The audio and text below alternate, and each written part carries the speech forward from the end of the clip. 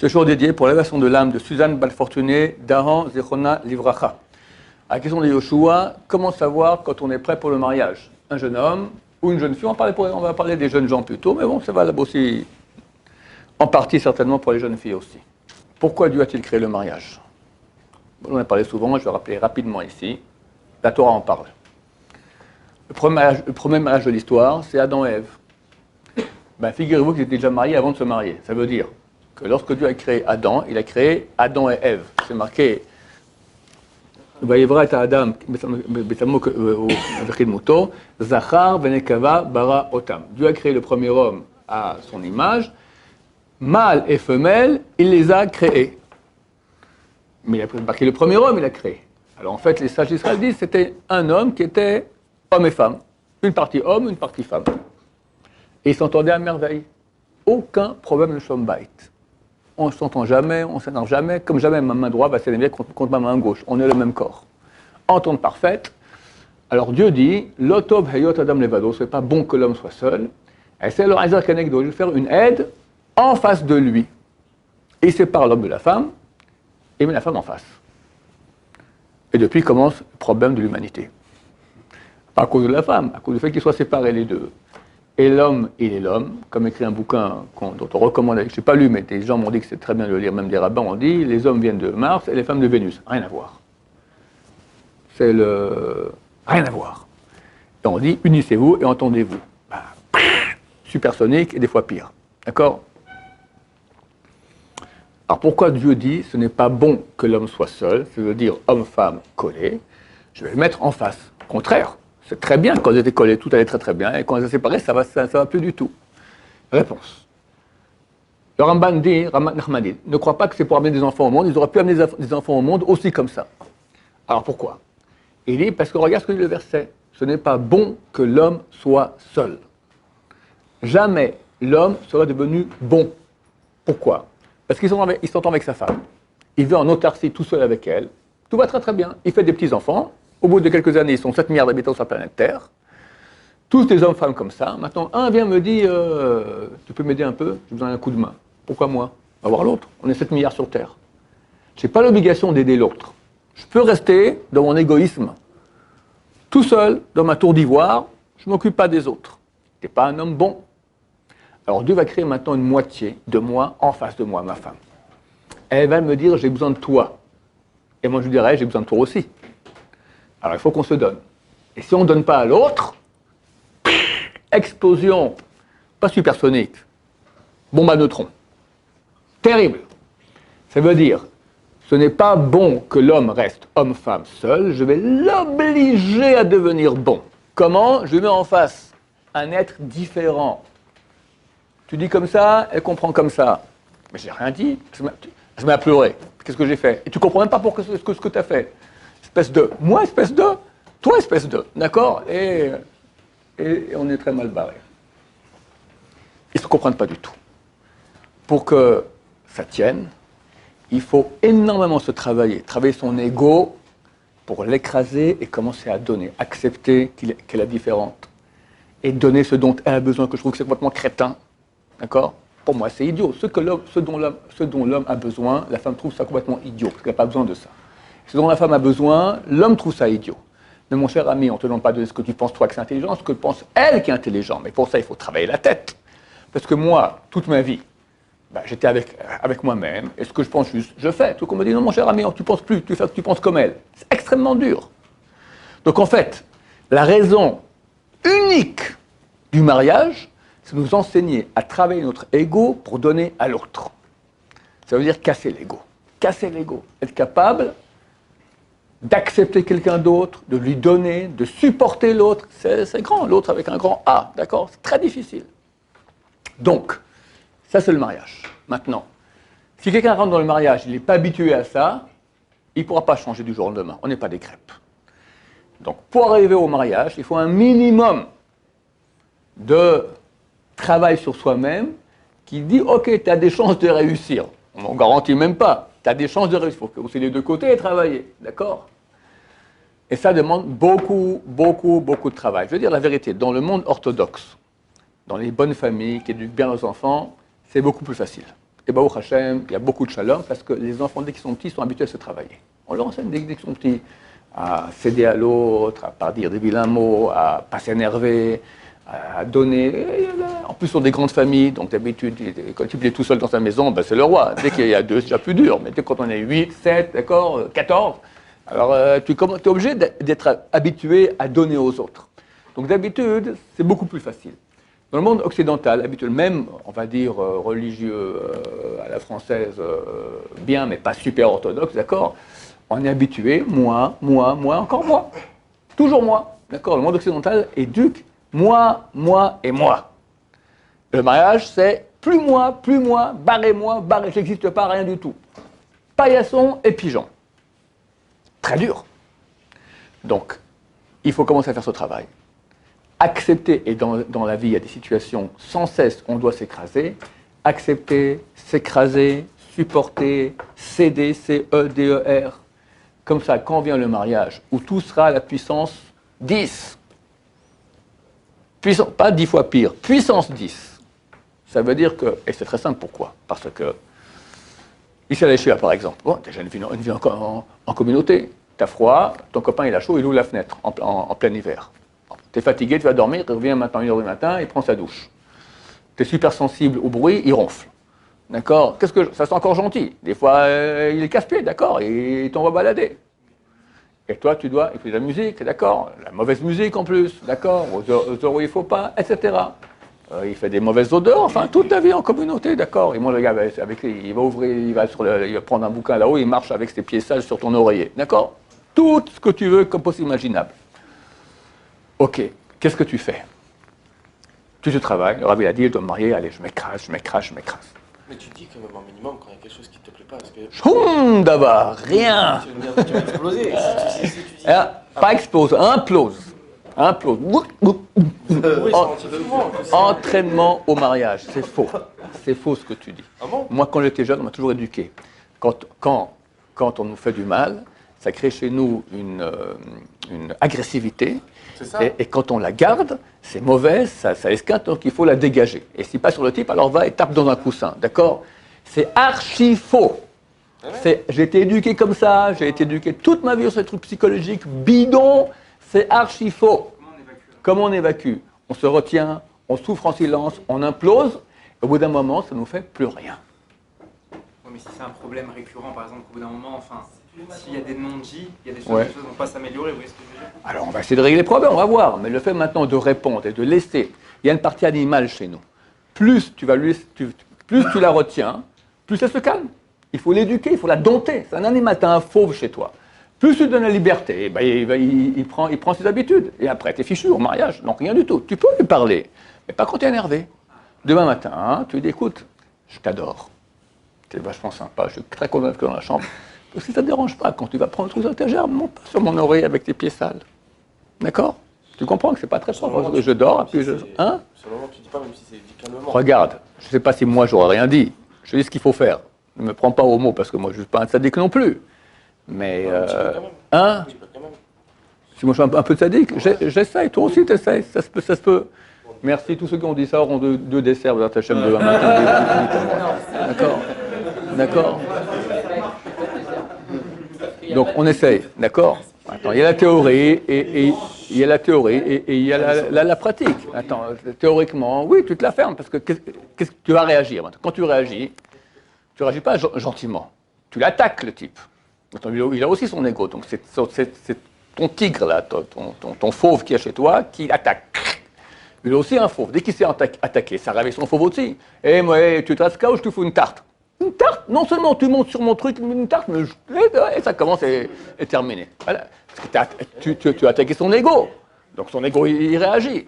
Donc il faut retenir notre ego, parce que quand tu le laisses sortir, ça ne va jamais arranger. Quand ton ego s'exprime, ça réveille l'ego d'en face. Donc c'est l'escalade de la violence et c'est terminé. Donc tout écrase. C'est dur, t'imploses. Demain, tu lui dis, tiens, viens, je t'invite à boire un coca ensemble. Tu sais, il veut te dire, si tu peux faire un effort, voilà, il dit, ouais, t'as raison, je vais arrêter. Voilà, tu vas faire un coca, tu es sympa avec lui, et t'as tout gagné. Maintenant, en cas où le type, tu lui offres le coca, tu vas faire les cigarettes, les bonbons, tout ça, il continue. Tous les soirs, il monte avec ses... C'est un exemple, d'accord? Il continue. Tu viens me voir, tu dis qu'il faut d'arabe, j'ai essayé, j'en peux plus, change de chambre. Ok, vas-y, change de chambre. Donc c'est pas la fin des haricots. Mais quand tu es marié, je change de femme. Je change de femme aussi. Ça marche pas comme ça. Maintenant, le type, il est monté avec ses pieds nus sur ton oreiller. Il t'a marché sur les pieds. Il fait tout ce que... C'est rien. Ta femme, c'est l'être auquel tu es le plus sensible. Tu t'es ouvert, tu es vulnérable. Et elle aussi, donc c'est extrêmement proche. Quand on est proche, chaque mauvaise note, ça fait très mal. Un type qui est extérieur à toi, d'accord, il y a où dans ta chambre? Ok, bon, il y a où les gentils, tout ça, mais vous entendez pas. C'est pas si grave, la vie continue. Mais quand c'est avec ta femme, c'est beaucoup plus dur. Donc pourquoi je dis que ça décuple puissance 10? Parce que c'est insupportable. Insupportable, c'est très très dur, ça touche beaucoup plus. Donc on ne peut pas rentrer dans un mariage tant qu'on n'a pas subi ou fait un grand travail déjà sur soi, qu'on est relativement quelqu'un qui maîtrise ses pulsions, qui se maîtrise. La femme, elle veut voir à la maison, elle veut voir un homme. Et l'homme, il a une plus grande mitzvah de maîtriser ses pulsions que la femme. Pourquoi? Les sagistraires l'ont dit que l'homme, il a été créé de la terre, et la femme, elle a été créée de la côte. La terre, tout le monde marche dessus. C'est plus facile pour un homme de s'écraser. La femme, la côte, elle est dure. Ça, c'est l'explication dit dans Chazal. Explication de ce que dit Chazal. La femme, elle est plus sujette aux sentiments, plus sentimentale. Elle est aussi raisonnable. Et l'homme aussi est sentimental et raisonnable. Mais l'homme, de par sa nature, il a une plus grande faculté, avec sa raison, de raisonner ses sentiments. La femme, beaucoup moins. Donc, l'homme, on lui demande, t'écrases.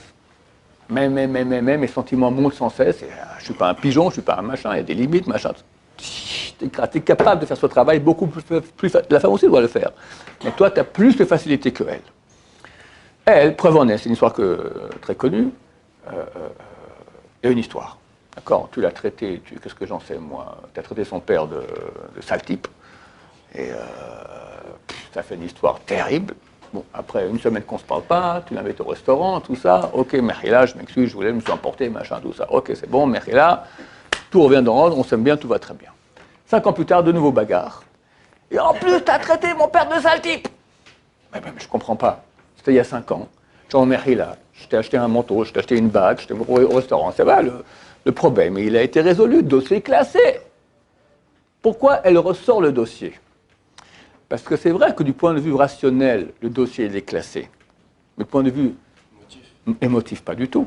Donc comme maintenant, de nouveau il y a une bagarre, ça se réveille, le passé se réveille. Maintenant, elle dit une bêtise. Elle sait très bien que c'est une bêtise, mais elle ne peut pas faire autrement.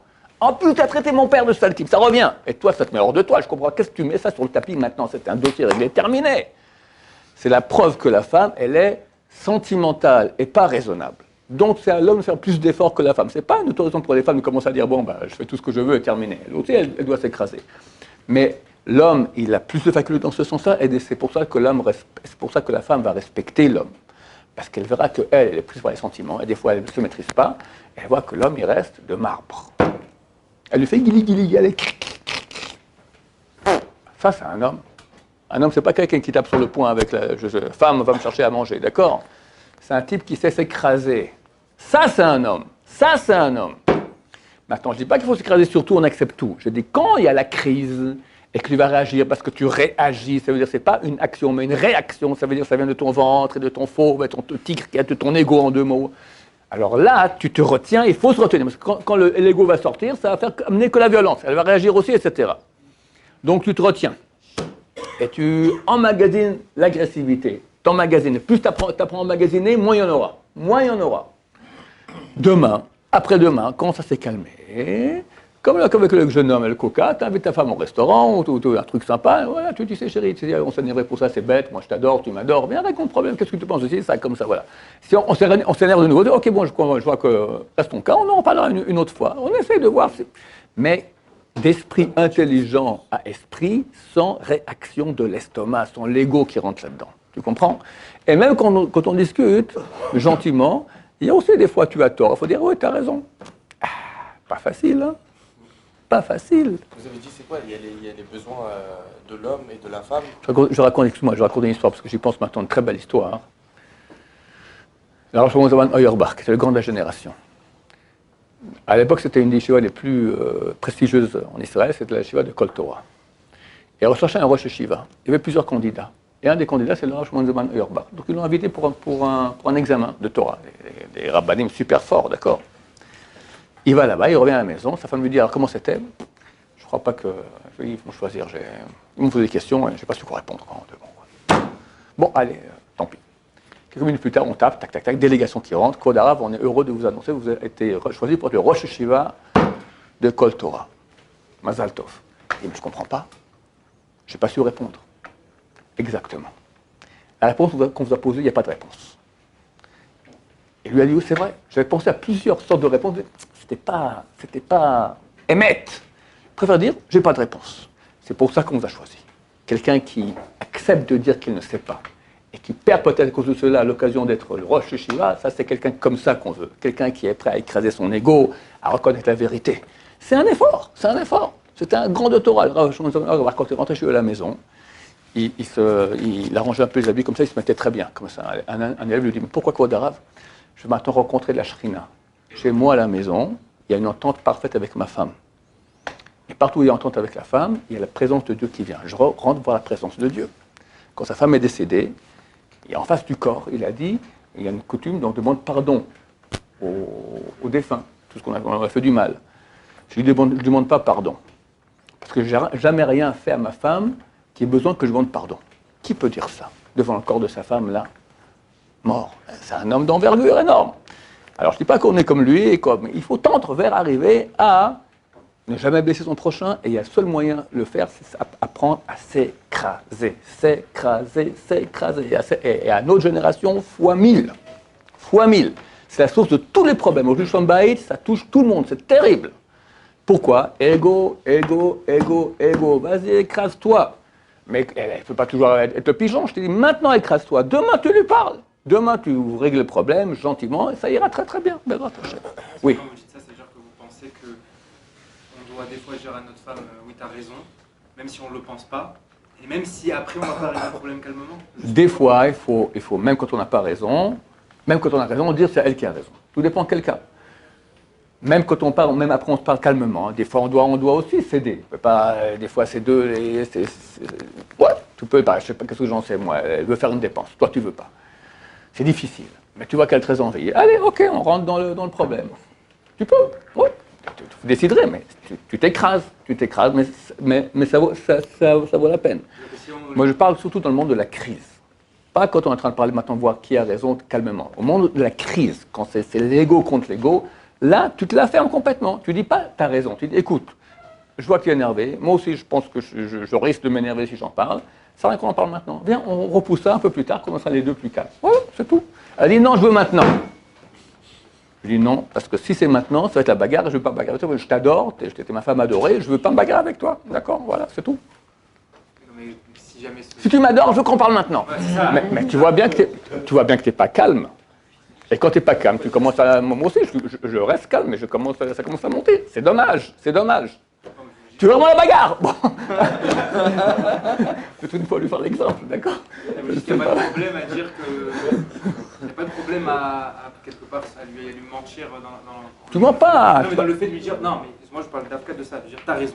C'est-à-dire genre vraiment de lui dire ok t'as raison. Tout dépend du cas, tout dépend du cas. Tout dépend du cas. Il y a des fois, oui. Des fois, oui, pourquoi pas. C'est pas facile, hein. Même quand elle a vraiment raison, dire qu'elle a raison, c'est difficile. Quand elle n'a pas raison, dire qu'on a raison, c'est déjà être un grand sadique. Elle va et que quand elle a raison, on dit t'as raison. C'est déjà énorme. Énorme. Mais je ne te parle pas de ça, je te parle maintenant des situations de crise. Voilà, déjà si on retient la bouche, qu'on arrive à la maison, qu'il n'y ait pas de cris à la maison, que les enfants n'entendent pas des cris. Combien c'est traumatisant pour les enfants de voir papa et maman qui crient dessus. C'est terrible. Alors, pardon? Ouais, ça forme à faire la même chose quand on sera... Justement, si c'est terrible pour eux, ils ont été dégoûtés de ça. Ouais. Pas reproduire quelque chose qui les a dégoûtés. Oh là là là là. Allez, va, j'espère que tu as raison. D'habitude, on reproduit exactement ce qu'on a vu. Même si ça nous a blessés. Ouais. Alors, c'est vrai qu'on aura une motivation énorme à ne pas reproduire. Mais tu verras à quel point ça revient, c'est terrible. Mais si on fait le travail, effectivement, Je connais des familles où les parents étaient des fous, d'accord. Puis chez eux, c'est le calme, le shombaït total. C'est possible, mais ça demande un travail. C'est pas que la motivation, ça demande un travail. Le travail commence dès maintenant. Vous êtes en retard déjà sur le programme. Ouais, ça commence avec la motivation. C'est écrasé. C'est quand quelqu'un descend en bas et puis il y a 10 pancakes, il ne prend pas les 10 pour lui, d'accord? Hein? Que 3, pas plus. Par exemple, ça commence par ça, c'est l'ABC, d'accord? Après, quand quelqu'un il n'est pas sympa avec toi, et en communauté, ça arrive qu'il y a des frictions comme ça, tu t'écrases. Voilà, arrivé. Après, je te donne tu es en cours maintenant, tu as un truc intéressant à dire, bah tu dis rien. Et les gens parlent des bêtises, toi tu as un truc beaucoup plus intéressant à dire, bah tu dis rien. Ça te bouffe à l'intérieur, allez, mais j'ai un truc à dire, tu dis rien. Il y avait un tzaddik, il s'appelle le Pri Yitzhak. C'est le Rav Yitzhak Blazer, avec un livre qui s'appelle le Pri Yitzhak. C'était un des grands de la Torah, énorme. Il était un élève de Rav Yitzhak Salanter du mouvement du Moussar. C'est un travail sur soi-même énorme. Et ils ont été invités chez le Rav de Brisk, Rav Chaim de Brisk, le grand de la génération. Et il parle Torah, il dit, écoutez, j'ai étudié un sujet de Gemara super dur, et il y a ici un kushia, comment dire, une question super difficile. J'ai posé la question à mon fils, il a donné réponse. Et moi aussi une réponse. Je vous laisse réfléchir. Chacun commence à donner tac, tac, tac, tac, tac, chacun par-ci, par-là. Non, pendant 2 heures. Le Rav Blazer, il dit rien. Silence complet. Bon, à la fin, après, ok, je vous dis mon tirou, c'est moi, et celui de mon fils. Il donne les deux. Et tout le monde rentre à la maison. Après, il me dit, Rav Yitzhak Blazer, on dit que c'est un grand Torah, il n'a pas ouvert la bouche. On dirait qu'il ne sait rien, l'ignare. Voyons un peu c'est quoi son bouquin. Amène-moi le Pri Yitzhak, il ouvre le bouquin, il ouvre à la page de la question. Il voit que le Rav a posé la même question, a donné les mêmes réponses de lui et de son fils. Il est devant les grands de Torah. Tout le monde discute machin. Il passe pour un idiot crétin. Rien. Il ne dit pas un mot. Ça, c'est un homme. Ça, c'est un homme. Pourquoi? Parce que j'ai vu une Torah Hachem Shammai. Je n'étudie pas pour qu'on dise qui je suis. J'étudie maintenant pour Hachem. Mais c'est un degré. Donc, travailler sur l'ego, c'est du travail toute une vie. Plus on travaillera, plus tu auras du shalom à la maison. Maintenant, il y a un minimum requis pour le mariage. Je ne veux pas quantifier ça. Mais nous, à la yeshiva, on a hélas de l'expérience, d'accord? Et on peut dire sur quelqu'un, oui, à la rigueur, oui complètement, non complètement, attends encore un peu. Voilà, on essaie de voir d'après comment on voit les gens qui réagissent. Et comment En bon français, au pifomètre. À l'expérience, on voit un peu au jugé comme ça. Il y en a 2 ici à la yeshiva, que quand ils étaient insupportables, je leur dis, mais comment tu vas te marier?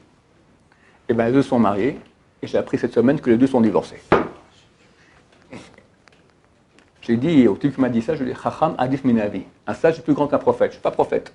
Je ne suis pas idiot, ce type-là, comment il se marie? Mais c'est impossible. On lui dit un petit machin, déjà il pète. Allez avec ta femme. Un tel, ça a tenu 1 an et demi, l'autre 3 mois. 3 mois. 3 mois. Oui, tout à l'heure, vous avez dit, vous avez parlé par rapport aux besoins, il y a les besoins de l'homme et les besoins de la femme. C'est quoi la différence entre les deux? Qu'est-ce que l'homme il a besoin et qu'est-ce que la femme elle a besoin? C'est quoi les différences de besoins entre les deux? La femme, elle est beaucoup plus... Bon, je rappelle la question là que Yoshua a posée. Quels sont les besoins de l'homme et de la femme? Alors, la femme, c'est une femme. Ça s'apprend avec le temps, d'accord? D'abord, dans les bagarres, d'accord? La femme, elle est sensible à certaines choses que l'homme ne voit pas très souvent. Et tu as fait quelque chose, et pour toi, tout à fait normal, elle se met à pleurer. Et elle ne veut pas te dire pourquoi.